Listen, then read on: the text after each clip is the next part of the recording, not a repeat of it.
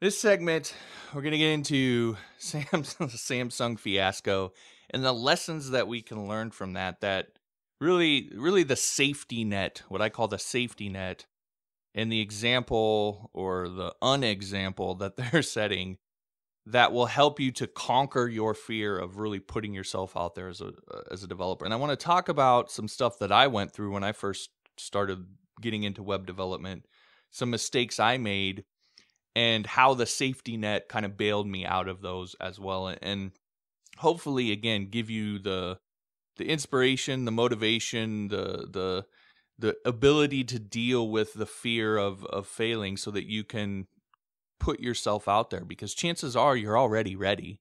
You already know what you need to know, or at least to know enough. Now it's a matter of overcoming that fear. So if you've ever felt that, if you've ever been scared to put yourself out there, scared to let others see your code, scared you might screw something up, then you will definitely want to stick around for this. In one story in the report that The Guardian had done, a Note 7 owner by the name of John Barwick was awoken in the middle of the night by the smartphone bursting into flames on his nightstand. He says the resulting fire damaged the furniture along with his bed, carpet, and curtains, resulting in repair bills of around $9,000. However, Barwick says Samsung isn't willing to pay the full amount. He claims he called the company 45 minutes after the fire started, and Samsung said they'd call back within 24 hours. When they failed to do so, Barwick called them again and emailed pictures of the damaged phones. They said they'd call us back, and they never did.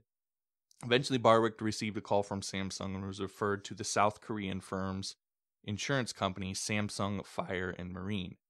They told me they weren't going to pay replacement costs of any damaged items. We were asking to have our carpet replaced, to have the goods that were sprayed on replaced. We sent them photos, he said. Instead, Samsung offered to pay a depreciated value of the items.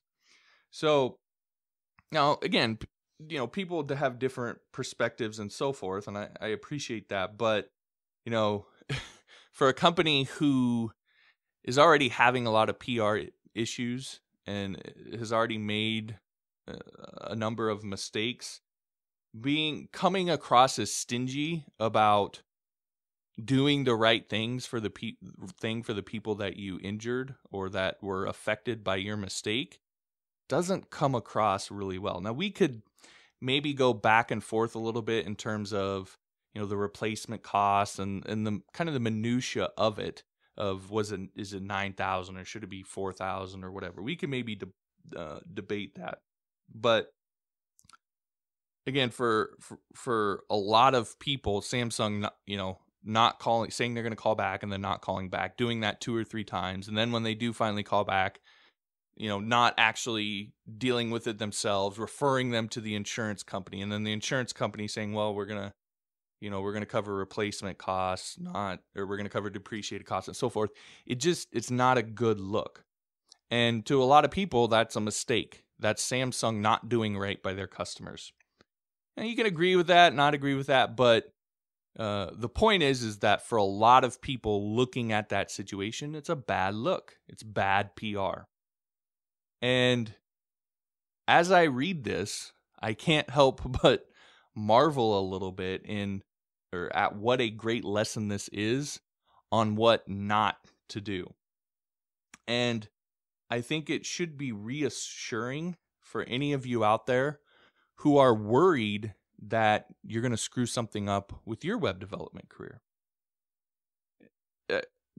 Just think about this for a second. How many chances has Samsung gotten? Phones exploding and catching on fire and catching parts of the house on fire. That's no small thing. That's a pretty big deal. And for it to happen on such a large scale.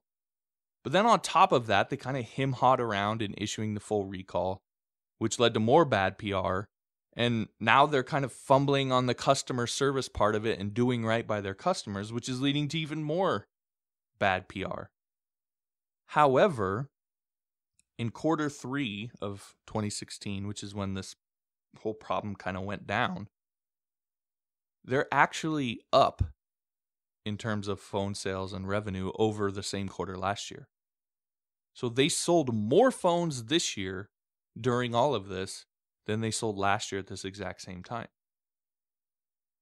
Now, we'll see how the fourth quarter looks, because that might be when it's more likely for the impact to happen. So there's some caveats there. But the point is, their fourth quarter sales are not going to be zero. People are still buying their phones, and they're buying millions and millions and millions of them, despite everything that's happened. Now, at some point in your career, you're going to screw something up. It will happen. It's inevitable. But I really doubt that your HTML or CSS is going to lead to someone's phone blowing up, starting a fire in their house, or sending them to the hospital. I doubt that you're going to have something that bad happen to you.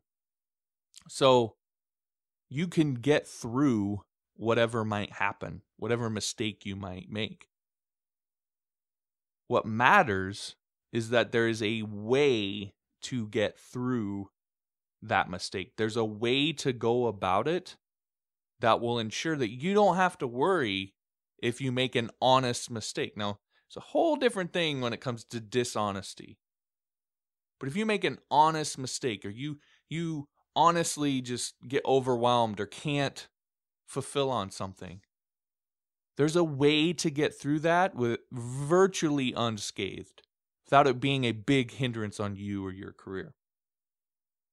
And again, Samsung provides a really good lesson on what not to do, because they completely screwed up on that part. So again, all of this reminds me of the first 2 web development clients that I ever had. And like you at the time, I was terrified of screwing up. In fact, I had avoided taking paid clients for years because of it. I remember on Facebook a conversation I had with somebody who wanted to hire me, wanted to pay me. I said, "Oh, I'll just do it for free." And he's like, "No, I insist that I pay you. I want to be able to pay you." And I came up with some stupid excuse and ended up not helping him at all, because I refused to take money, because I told him something about, not wanting to be, controlled by other people, something stupid. But the truth was, I was scared. I was worried that I was going to screw it up. And so this affected me for years. And I would only work on free stuff for people I knew. I refused to take paid clients, and I refused to take clients who I didn't really know them. And it wasn't because I didn't know enough. I knew enough to complete the projects. I'd been building my own stuff for a while. I'd been doing my own. I could have built most of these projects, the people that were offering. It was just came down to the fact that I was scared. And I think that's a hard truth for a lot of us in web development. I think a lot of us in web development deal with that we use needing to learn more as kind of a cover for really the problem is we're scared. We're not confident. But again, there's a way through it. So when I finally did take my first paid client, well, you can imagine what that was like, what I felt like. There was a ton of pressure. And I had built it up like my life was on the line. Like this was something that, was do or die, which of course made it even worse. It led to me freaking myself out, and ultimately I ran away from the project. And I did. I ran away, and I can be honest. This is embarrassing, but I can be honest today and say that. I could have completed that first project. I could have done it. There were a few things that I had to work through. There were a few kind of hiccups and little things that I was going to have to learn, but I could have done it. And I didn't. And the reason was I got freaked out and I ran away. But when I did, something weird happened. Now, I hadn't taken any money from the client, so I didn't charge him anything. And I gave him all the source code, everything that I'd written up to that point, which was a pretty good amount. I was actually fairly close to being done, probably 60 to 70% of the way to being done. And I even went ahead and given him some suggestions about developers that I knew or I'd heard of that he could contact in order to finish off. So I tried to do everything to do right by him. And like I said, something strange happened. In his response to me, he said things like, "Oh, okay," and "thanks," and "sorry it didn't work out." He didn't fly off the handle. He didn't immediately take to Twitter to bash me. He was gracious, and he moved on quietly. And I never had a problem as a result of it. And ultimately, the point, I survived. I'm still alive. The sun came up the next day. And when it happened, I remember thinking to myself, well, that's kind of odd. I don't quite understand how I got that lucky, but I'll take it. And that experience did lessen, the fear was still there, but it did lessen it a little bit because I actually experienced what was basically my worst nightmare at the time. And I kind of came through it unscathed. Nobody knew any different except for me and him. And he didn't go trying to ruin my career. I kind of came through okay. So it did give me a bit of reassurance. And so several months later, I decided to try again. And again, I failed. Now, this time, it was a little more legitimate. I wasn't so freaked out. But I legitimately couldn't complete what the client wanted. I ran into something that I just didn't know how to do. And I knew that it was going to take me probably at least a few weeks to learn it. And even if I did take that time to learn it, I was going to be doing kind of a rookie hatchet job of it. So I just explained all that to him. I told him all that. I was honest with him. Said, look, I thought I could do this. I ran into this issue. It's going to take me a while to learn it. And even then, it's going to be my first time doing it. And I don't really think that's a good idea for you and your project. And so, I gave him all the source code again. I didn't charge him anything. And, I just apologized for not being able to deliver. And again, he didn't freak out either. Now, he was a little more disappointed than the first guy, but he understood. And he didn't take to bashing me publicly or trying to ruin my life or any of that. He was disappointed, but he moved on. And that was when it kind of really clicked for me emotionally. That people care more about how you treat them. And if you do right by them, most people are going to understand and move on. And they're not going to bash you and they're not going to try and ruin your life.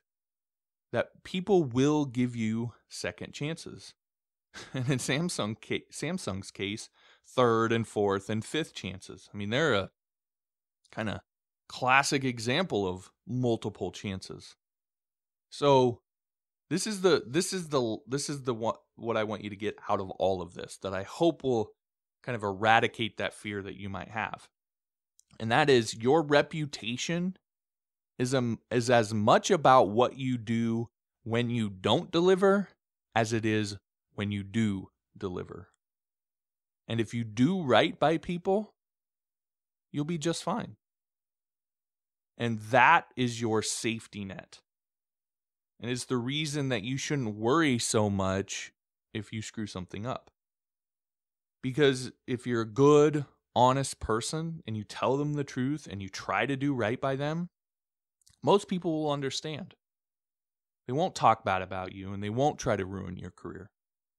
Now, yes, there's going to be a few crazies. Those people are out there. But when they turn around and try and go and tell their horror story to everybody they know, other reasonable people that hear it will usually see it for what it is and see that they're being unreasonable. And they'll often end up siding with you. So them trying to ruin you will backfire on them. Now, again, this is all in the context of you making an honest mistake and you doing right by somebody. So it's not an excuse to be a dirtbag, right? That's not what I'm saying. But it should be reassurance that you don't have to be perfect. And chances are that you can get started now and just get it over with when it comes to working your way through all of this. I mean, you're going to have to do this at some point. You're going to have to work through this emotionally at some point and kind of get over this at some point. It doesn't matter how much you know, that will always still be there. So you might as well get started sooner rather than later. And that was the kind of the lesson that I learned from all of this, that while I did have those failures, that while they were embarrassing and it didn't feel good, and even thinking back on it now, it's embarrassing. It doesn't feel great. I know that those hard lessons are what allowed me to move forward and set me up for what happened after that in my career, of then being able to actually deliver for clients and having clients happy and all the good things that we want to happen. So again, you're going to have to go through it at some point. You might as well get started now. Chances are you probably already know enough now. And if as long as you're an honest, good person who tries to do right by others, that is your safety net. You will be fine. You will get through it. So hopefully that gives you the push you need to get out there and go for it. And one thing I want to ask of you is, I would really appreciate it if you would share this lesson with other developers you know. Now, I'm not talking, you don't have to send out this podcast. That's not what I'm saying. You can if you want, if that makes it easier for you. But I want you to pass on the lesson. If this lesson has really resonated with you, I want you to share this story. You can use the stories I've shared with you, the example of Samsung like I did if you want, or you can kind of inject your own examples and your own stories. But there's so many developers out there who are struggling with this. I get emails all the time about this, and they need to hear this. I imagine there's some of you listening right now. They're thinking to yourself, gosh, I needed to hear that. Matter of fact, if there are, leave me a comment, whether it's on SoundCloud or iTunes, or send me an email, send me a tweet at JP Morse, whatever, that this was something you needed to hear. And I can kind of share those with other people so that we can see there's a lot of us out there dealing with this. But I'm asking you to help me get this message out, that there is a way through it for all of the people, all the developers that are out there struggling with this. So if you do that, I'd really appreciate that. All right, coming up in our next segment, I'm going to get into your questions. And one of the big mistakes that I see a lot of developers make is they make learning how to code much harder than it has to be. For example, I see a lot of developers who think the list of skills that they need to learn to master PHP is pages and pages and pages long. It's not. Now, I've said this before, and I will definitely say it again, but there's a foundational set of skills that you need to learn in order to be functional as a PHP developer, meaning that you can execute on projects and get paid. This is the fallacy that is so prevalent in the PHP developer community, that there's this ideal set of skills that you have to learn, and that you have to be the absolute greatest developer in the history of mankind in order to be able to get paid to code. You don't. You simply need to be able to execute on projects. I talk about end results all the time. You need to be able to deliver end results to clients, because that's ultimately what they want.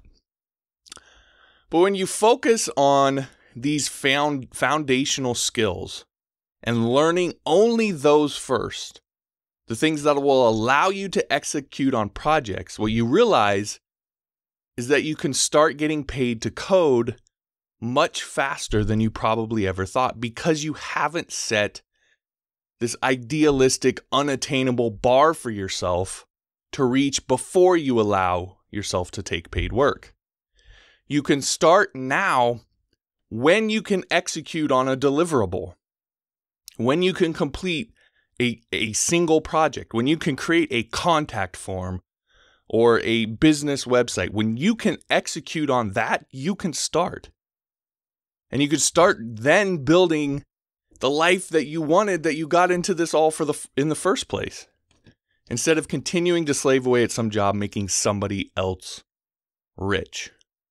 Anyway, you can learn these skills in my free course, The Beginner's Guide to PHP, which you can enroll in at johnmorrisonline.com/learnphp.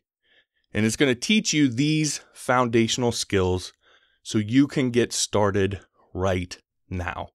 Again, it's a completely free course that you can take at johnmorrisonline.com/learnphp. Don't wait on this. Head over there right now and get started building that life.